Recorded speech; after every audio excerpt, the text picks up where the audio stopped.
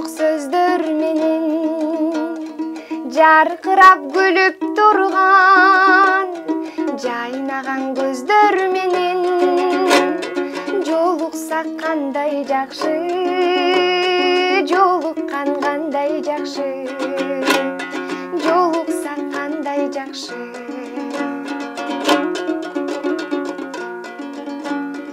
амандык болсун дешет бөксөлөр толсун дешет байырылап башыбызга бак өлөт консун дешет бар болсо кандай жакшы бар болгон кандай жакшы бар болсо кандай жакшы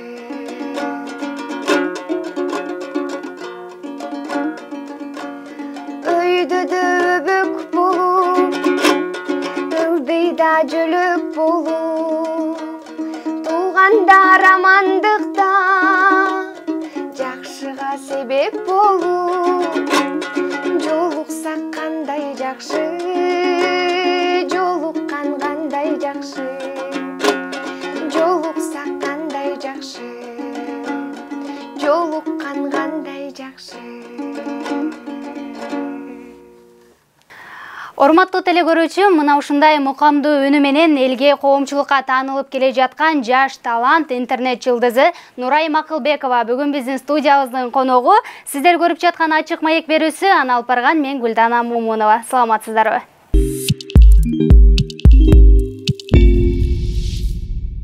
Саламатсыңбы Нурайым? Студиябызга кош келипсиң. Кандайсың? Жакшыбы? Шаарга келипсиң жаңы эле. Кандай анан шаар жактыбы сага? Алгач эле Нурайым ушул коомчулук сени жакындан таанышып атат, жакындан таанып келе жатышат. Дагы да болсо жакындан таанышуу үчүн өзүң жөнүндө кыскача айта кетчи. Кайсыл жерде төрөгөнсүң, канчанчы жылкы болосуң? Мен Акылбекова Нурайым 2005-жылы Жалал Абад областы Аксай районунун Кызылжар айылында 2005-жылы туулгам. Үй бүлөдө 2 тууганым, байкем бар. Канча жашыңдан баштап ушинтип ырдап калдың эле? Кечинекемден эле ырдайм. Садиктердагы сүрөттөрүм, 1-класстардагы видеолорум бар. Анан ушул интернетке киргениме 2 жыл болуп калды. Чейин мектепте ырдап жүрчүм. Демек, коомчулукка интернет аркылуу таанылдың, Эң алгачкы ушул видеоңду ырдап качан жүктөдүң эле? Кайсыл жылы? Канча жашыңда? Инстаграмга 2 жыл боло элек, 1 жылдан ашты. Өзүбүзчө эле мен байкеме жөн эле ырдап жөнөтчүм. Байкем арнап элечи. Өзүмчө анан ошол видеолорду атайын Инстаграмга киргизип, атайын өзү Акыл Нуру деп аккаунт ачып, анан мага пароль менен берип, ушул жака эми биз ырдап киргизебиз деп жөн эле ырдап киргизгенбиз негизичи. Коомчулукка таанылып келе жаткан себеби байкең экенден да, эң сонун. Анан ошол Инстаграмга жүктөп калдым дейсиң. Учурда канча подписчигиң бар Инстаграмда? Инстаграмда 56 000 болуп калды. Өзүң колдоносуң? Эң сонун. Анан буга чейин берген интервьюларыңда үй бүлөбүз менен атам, апам баарыбыз ырдайбыз деп айткан экенсиң да. Ошондо баарыңар ырдайсыңар үй бүлөңөр менен? Ооба, башка туугандарыбыз да ырдайт. Ошондо кимиңер кыйын болуп калдыңар ырдаганда? Кимиңер кыйынсыңар? Негизи башка эжелерим жакшы ырдайт, бирок интернетке киришти калбайт. Мен эле чыктым. Анан өзүнчө бир баарыңар чыгармачылыкка жакын адам болсоңор, үйдө олтуруп алып, чогуу ырдап, ошентип шаңдуу өткөрүп турбайсыңарбы? Ошондой учурлар болобу? Ооба, биздин күнүбүз күндө эле ыр менен өтөт. Атам гитара чертип, байкем домбура, музыкасы болбойт бизде. Анан бир ырдап чыгаарда, коомго алып чыгаарда кимден кеңеш сурайсың? Ырларды тандоодо? Ырларды тандоодо эми өзүм тандайм көбүнчө, эми өзүм угуп калам, анан эгер үйдөгүлөргө башка адамдарга жаап калса, ошону ырдап көрбөйсүңбү дейт. Анан жакса ырдап биринчи эле байкеме жөнөтөм. Жактуу десем, ол жери жакшы болсо жакшы дейт. Кемчилиги болсо айтып, анан Инстаграмга жүктөйбүз. Эң сонун. Анан ушул Инстаграмга жүктөйбүз деп калдың да. Инстаграмда ар кандай комментарийлер жазылат да. Анан көпчүлүгү сага жакшы комментарий жазышат, үнүңдү баалашып. Анан кээ бир учурда негатив жазгандар дагы болобу? Жок, менде негатив жок. Жок, Бирок эми айтышат. Алар туурасын айтат, негизи молдун монтуп калыптырсың дейт. Анан туура түшүнөм. Негатив. Туура кабыл аласың, эң сонун. Анда дагы бир чыгарма сураналы сенден. Өзүңө жаккан бир чыгарманы аткарып бер, Сыймык Бешекеев агабыздын Жалгызымсың аттуу чыгармасы.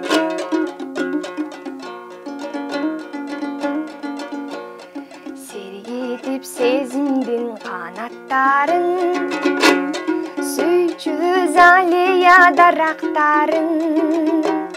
Сагынып баргасыз эстей берем, санжылдыз ажарын талашканын. Саргартып өткөндүн барактарын, сан күндү сен жок деп жаратпадым. Сынбадым сыныңа жарашканым, саналар сен издеп барат жаным. Жалгызымсың, жалгызыңмын, аярымсың, аярыңмын. Сен мени түшүнгөн жалгызымсың.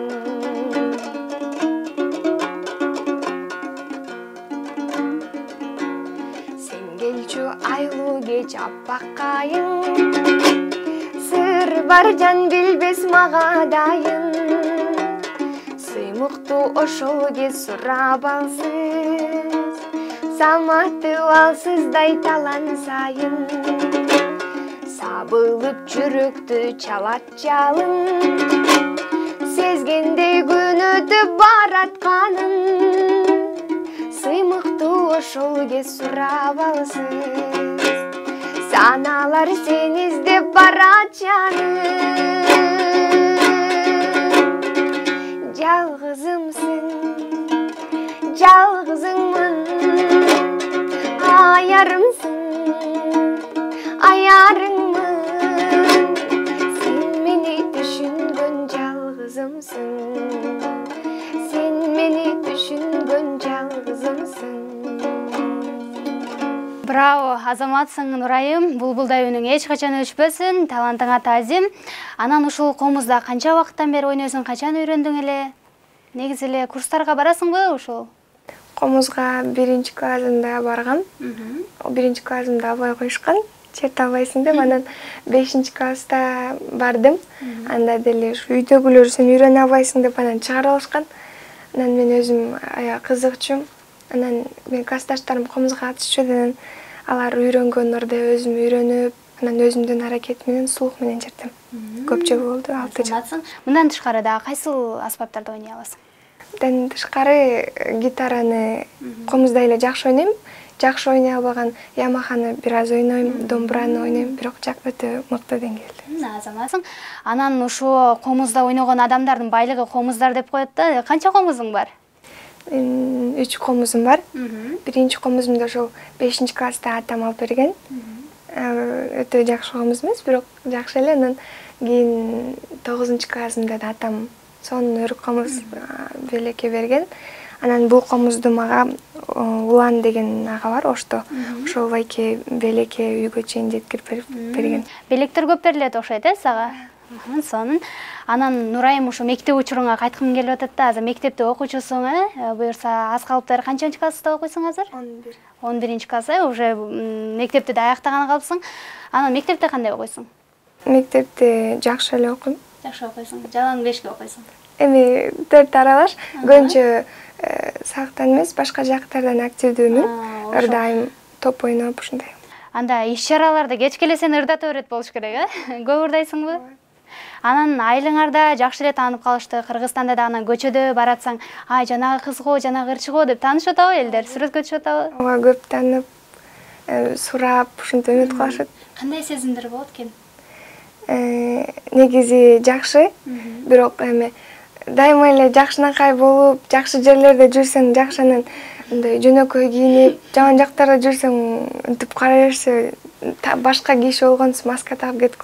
Көбүнчөсү кандай жанрларга, жанагы ырларга, муңдуу ырларга жакынсыңбы, же шаңдуу ырларга жакынсыңбы? Жан дүйнөң кандай ырларды жакшы көрөт? Негизи билбейм, кайгылуу ырларды көбүрөөк жакшы көрөт болушум керек, бирок шаңдуу ырларды деле жакшы көрөм, бирок жайыраак ырдалыш керек, созулуп. Тез болсо негизи жакпайт. Анан дагы бир гитара менен ырдап береби? Гитарада ойнойм деп калдың.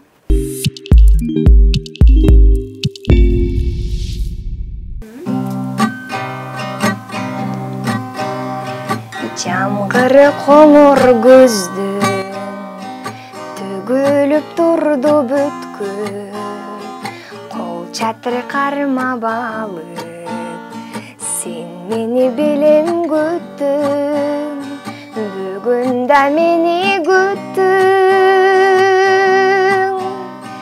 Жайнаган каректериң, карагым келет менин, башка сөздөрүңдү укпашым керек менин. Үнүңүз таптаза экен, көзүңүз башкача экен дегенде мен ойлодум, сүйөм деп айтпаса экен. Чын эле ай, сүйөм деп айтпаса экен. Ак чамгыр майдаланды, апа карга айланды. Ошол кеч сени күткөн, баратты таңга айланып, баратты таңга айланып. Жайнаган каректериң, карагым келет менин, башка сөздөрүңдү укпашым керек менин. Үнүңүз таптаза экен, көзүңүз башкача экен дегенде мен ойлодум, сүйөм деп айтпаса экен. Чын эле ай, сүйөм деп айтпаса экен. Анан Нурайым, ошол үйдө апаңа жакынсыңбы же көбүрөөк атаңа жакынсыңбы? Атама жакынмын. Атаңа жакынсың. Анан атаңа, апаңа жакшы көрөрүң айтып турасыңбы? Көпчүлүк мындай балдар мындай айта албайт экен да, ата-энесине ачык жакшы көрөм деп. Сенчи айта аласыңбы? Жок, өзүмө айта албайм, бирок башка жактарга айтып, Инстаграмга киргизип турам. Ушул жерден айтчы апаңа, атаңа өзүңдүн жакшы тилектериң. Атаң азыр айылда окшойт, апаң шаарда? Жок, атам Москвага кеткен. Мен атамды жакшы көрөм. Сүйүмчексиз атама азыр сагынып турам. Дайыма атам колдойт. Биринчичи эме Инстаграмга киргизсем да ар бир комментарийни окуп, бирөөлөргө мынтип сыймыктаныпчы. Ошол атамды жакшы көрөм. Ырчылардын ырларын кавер кылып ырдап чыгат экенсиң, ырчылар жазып калышабы сага, аябай сонун ырдапсың деп. Ооба. Жазышабы? Эме баары жазбаса деле, ырдаган өздөрү укса жазып, анан Инстаграмда бөлүшүп беришет. Анан конкурстарга катыштыңбы буга чейин? Конкурстарга, ооба, ошо конкурстан жеңип алгам бул гитараны. Анан карантиндерде дагы үйдө отуруп, көп эле эми жеңилип калгандар да болот да. Алдыда дагы конкурстарга катышайын деген пландарың барбы? Конкурстарга катыша турган пландар бар, бирок мынтип ырдап чыгып калгандан кийин эме кошушпай коет экен да. Азыр тааныш билиш болуп, анан сен подписчигиң көп болгон үчүн жеңип кетесиң деп көбүнчө ошентип бербей коюшат да. Ошо ырларды көп жаттабайм дейсиң го, бир ырды канча убакытта жаттап, канча убакытта мындай кавер кылып, даяр кылып чыгара аласың? Канча убакыт кетет? Ар бир ырды негизи текстти карап ырдайм, сразу эле Инстаграмга киргизип коем да, анан өтө кеч жаттайм. Негизи жаттай албайм анча. Анан кыргыз эстрада ырчыларынан ким менен дуэт ырдагың келет? Негизи Айгерим Расул кызын жакшы көрөм. Жүрүштөрү жагат, анан Айгерим Расул кызы менен ырдагым келет. Анан канча тилде ырдай аласың учурда? Негизи ошо айттым го, ону жакшы эле ырдай берем. Анан Инстаграмга казакча, орусча, француз. Анда бир чет тилде бир ыр сураналы сенден? Казакча болсун да.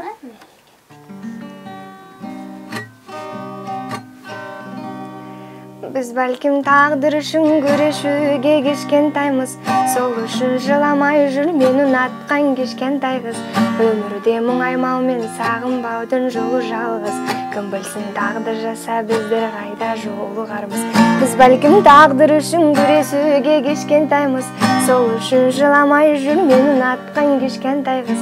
Өмірде мұңаймау мен сағынбаудың жолы жалғыз. Кім білсін тағдыр жаса біздер қайда жолығармыз. Me complace amarte, disfruto acariciarte, pone a dormir.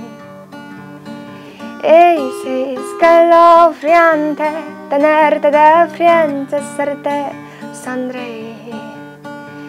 Daría cualquier cosa, hurtar prima rosa por esta sembliki. Entre todas esas cosas, ame quererte, dígate mi. Кысқалы. Анан Нурайым айтсаң, тойлорго дагы чакыруулар түшүп атабы учурда? Тойлорго чакыруулар түшөт, анан биз негизи тойго чыкканда бизге туура келбейт деп ойлойбуз. Анан эгерде алар сурагандар атамды көндүрө алышса, анан бара. Ошондо тойлордо же кайсыл бир жерде интервью берип атканда, деле ырдап атканда ырдын текстин унутуп калып, же болбосо жанагы аспапты ойноп атканда көзүнөн чыгып кетет го, ошондой учурлар болобу? Мен комуздарым көзү чыкпайт, бирок мен текстинен көп адашам. Мен ырды жатка билип турсам деле, камеранын алдында сүрдөнгөндө такыр унутуп калам да, өзүм кошуп кетем же бир сөздү кайра айтылып турur. Сага продюсер болуп берейин деген сунуштар түшүп атабы? Продюсер болол дегендер негизи көп эле, бирок мындай балким тажрыйбалуу ырчылардан түшө элек да, анан ошого күтүп турабыз го да.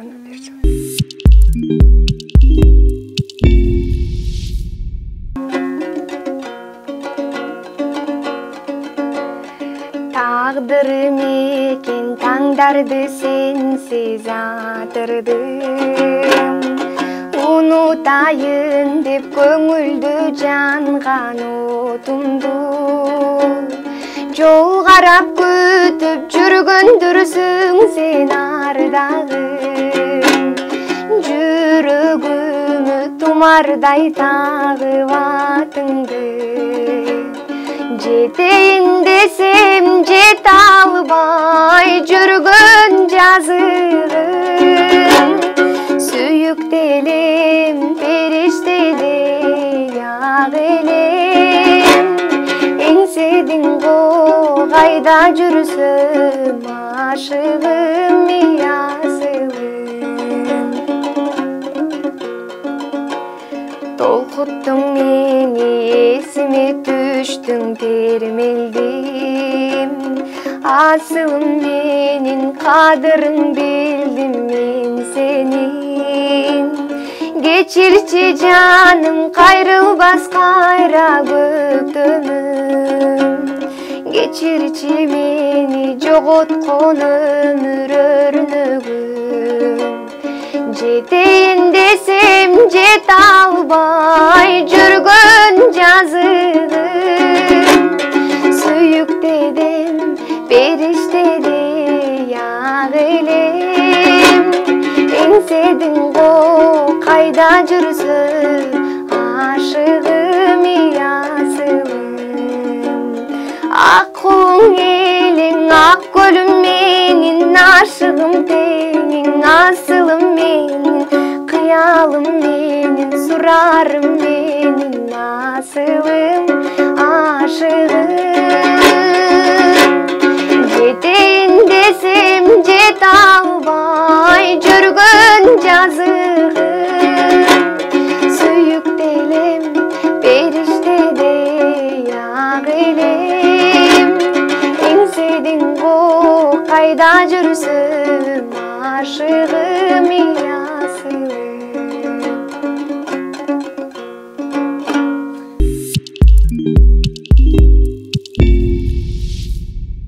Төгүлүп де алыстан калың булут сагынып тоо үстүнөн. Карайт бизди кыйналып кузалыктан. Ооругансып шатырап төгөт жамгыр. Булуккансып нөшөрлөгөн жамгыр. Жагат мага уктаган сезимимди.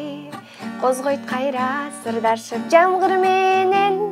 Тургум келет жүрөктү мыкчып туруп. Анан кое берем тыйлачы ыйлап алчы. Жамгыр жүрөккө сактабачы, кайгы төкчанда көкүрөктүн, жеңилдете ыйлачы ыйлап алчы.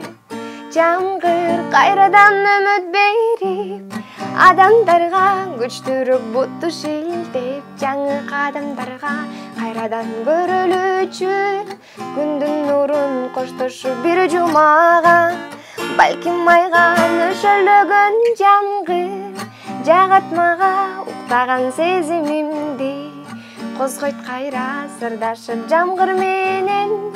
Тургум келет жүрөктү мыкчып туруп, анан кое берем ыйлачы ыйлап алчы.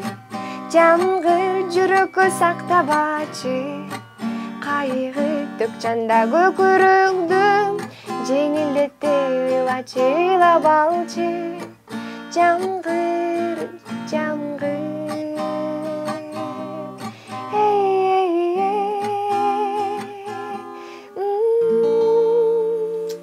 Анан Нурайым, өзүңдүн калуу тилектериң болсо, кыргыз элине кайрылууң болсо жолдоп алсаң болот. Эрке микрофон сага. Биринчи чакырганыңызга сизге рахмат. Анан ушинтип мени ырдатып жүргөн ата-энеме, апама рахмат. Анан ошондой эле мени колдоп, өзүнүн ой пикирлерин жазып, мен күйөрман көрүүчүлөрүмө рахмат, салам жолдойм. Анан ошо. Сага да чоң рахмат, келип бергениңе, студиябызды көрүп алдың. Эми дагы да болсо келип тур биздин студияга. Чоң рахмат. Буюрса, чоң сахналарда көрөлү. Өзүң айткандай, кыргыз элинин эмгек сиңирген артисти деген наамына татый турган даражага жет. Ийгилик каалайбыз, ишиңе. Чоң рахмат.